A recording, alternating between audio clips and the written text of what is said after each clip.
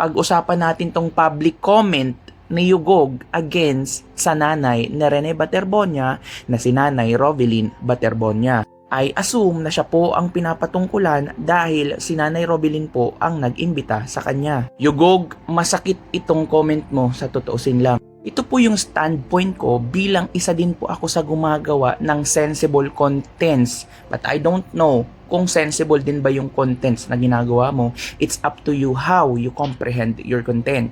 Sa understanding ko, this is very contradicting. Why? Because you used the word suporta. Bago ko po i-translate itong public comment niya, may limitasyon ba ang suporta mo? Especially sa taong nagluluksa pa rin na mas may mabigat na dinadala kumpara doon sa mga taong inimbitahan ka na ang sitwasyon ay iba. Okay, isa-isahin natin. Since ang followers mo dito ay 600k plus at ako ay 60k plus lamang, hindi pwedeng sabihin na times 10 kabigat ang suporta mo sa pamilya. Malamang. Okay, eto na. Since hindi ko siya naintindihan, tulong tayo sa translator.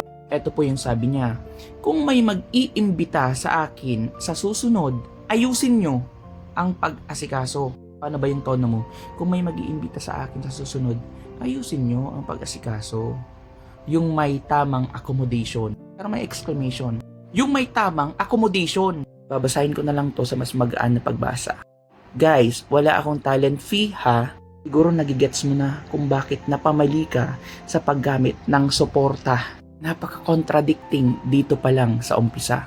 Sumuporta. Again, sumuporta lang ako.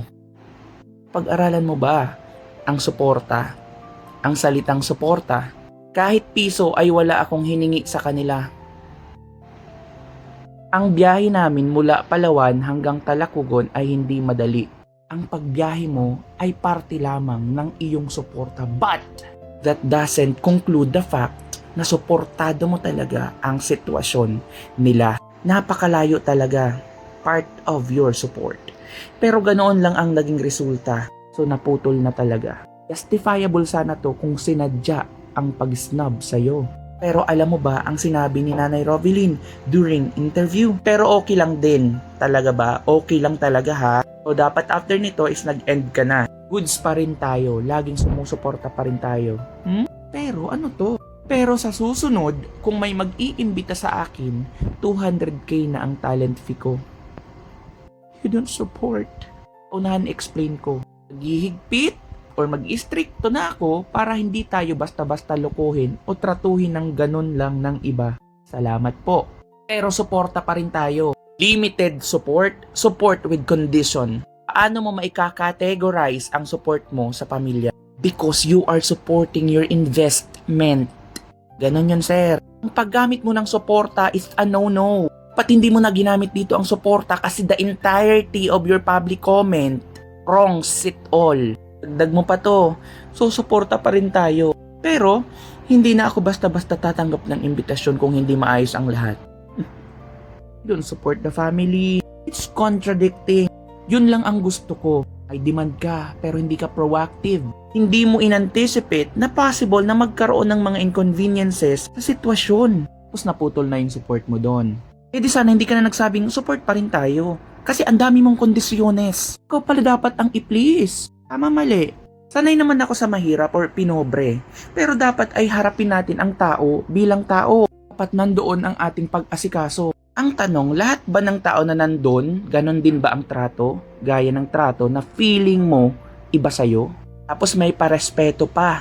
Ang pinakamahalaga sa lahat. Maraming salamat. Yugog, hindi laging hinihingi ang respeto. Binibigay din. Kaya din ang suporta. Morally speaking, pagbigay mo, huwag mo nang bawiin.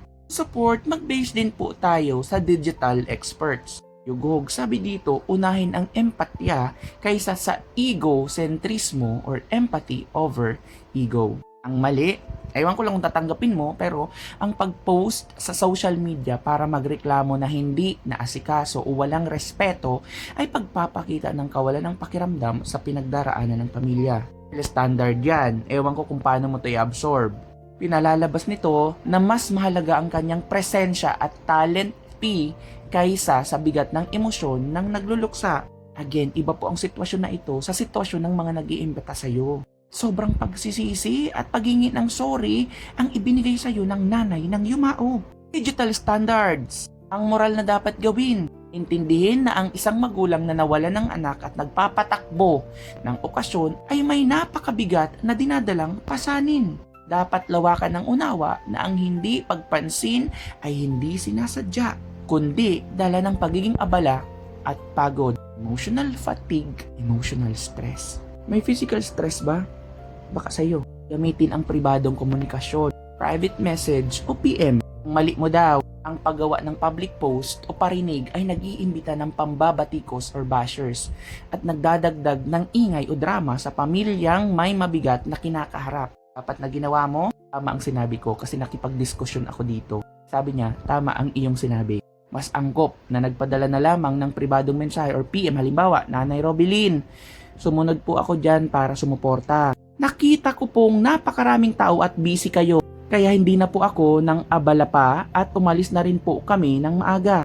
Patuloy po akong sumusuporta sa inyo. Ang ganitong paraan ay nagpapakita ng tunay na respeto ng walang hinihintay na kapalit na atensyon. Tandaan ang hangganan ng content creation, respect, boundaries. Pagbabanta na maniningil na kahit hindi naman po direkta sa kanila ng 200,000 talent fee sa susunod na imbitasyon sa gitna ng isyong ito ay mukhang kawalan ng delikadeza. Lalo na't ang pamilya ay hindi naman isang malaking korporasyon kundi mga taong naghahanap ng hustisya. Iba po ito, paulit-ulit tayo, iba po ito sa sitwasyon ng mga taong nag-imbita sa iyo. Kasi nga, 600,000 plus ang followers mo dito. Ang moral na dapat gawin, dapat alam ng isang content creator kung kailan siya kaibigan, taga-suporta, at kung kailan siya negosyante. Kung ang layunin sa pagpunta ay suporta gaya ng sabi niya sa unang bahagi, hindi dapat isusumbat ang layo ng biniyahe o ang kawalan ng bayad kapag hindi nakuha ang gustong atensyon. So suporta ka, di ba? Dapat lagi pong nasa isip mo na dapat po protektahan ang dignidad ng nagluluksa. Ang responsibilidad ng isang vlogger ay gamitin ang kanyang platform para makatulong. Maaring sa pagpapalaganap ng panawagan para sa hustisya, sa halip na ibaling ang spotlight sa sarili niyang sentimiento, ay parespeto ka pa sa baba. Nabaliktad mo pa ang narrative ng magulang. Para bang gusto mong palabasin, bakit kayo nagsabi ng respeto? Kayo hindi marunong Ikaw, ang gusto lang tumanggap ng respeto pero hindi mo kayang ibigay fully ang respeto. Pangkalatan, ang respeto ay hindi lamang hinihingi. Ito pala, sinabi niya din dito. Ito ay ibinibigay din. Lalo na sa mga taong may pinagdaraan ng trahedya sa buhay. Paulit-ulit tayo. Ba ang sitwasyon ng taong tinatrato mo ng basic or standards sa sitwasyon ng taong naghahanap pa rin ng hustisya? Though, may okasyon ito. Dapat naging more understanding ka at anticipative. Alam mo yun? Usaping suporta. Hanggang saan lang suporta mo? Idea ko to. Nagpasupport lang ako. Ang suporta niya ay hanggang sa antas lamang na kaya siyang bigyan ng atensyon, pagkilala at VIP treatment. Suportang may kapalit na clout o atensyon. Madaling salita, pumunta siya roon hindi lang para sa pamilya, kundi para na rin sa sarili niyang imahe o interes. Nang hindi niya nakuha ang inaasahang pag-asikaso mula kay Nanay Robilin na natural namang maging abala dahil sa opening at sa bigat ng pagdadalamhati, ang suporta ay biglang napalitan ng panunumbat tungkol sa layo ng biyahe dahil Palawan to Talakugon, di ba? Nabuo mo pa talaga ang transactional support. Ang tunay na suporta ay walang hinihintay na kapalit. Kahit pasimpleng pasasalamat o atensyon sa sandaling iyon. Actually, special ka nga eh. Hindi lang ultra special kasi hindi naman ikaw yung mismong event. Bakit special ka? Tinawagan ka pa. Diba? Magreklamo ka sa publiko, ipinakita mo na ang iyong presensya ay parang isang produkto na kapag hindi nabayaran ng tamang atensyon ay magdudulot ng galit. Happy? Ito po, sa isang tunay na taga-suporta at may empatiyang tao, hindi natatapos ang suporta dahil lamang sa hindi napansin. Ngunit sa sitwasyong ito, malinaw po na natapos at nabura ang kahulugan ng suporta dahil sa mga sumusunod na dahilan. Inuna ang sariling tampo kaysa sa hustisya, ang pagbawi ng kusa. Presyo ka na, hindi po ito kailanman suporta. Ito po ay pamumuhunan para sa iyong sariling ego or clout. Agad yung respeto niya sa iyo.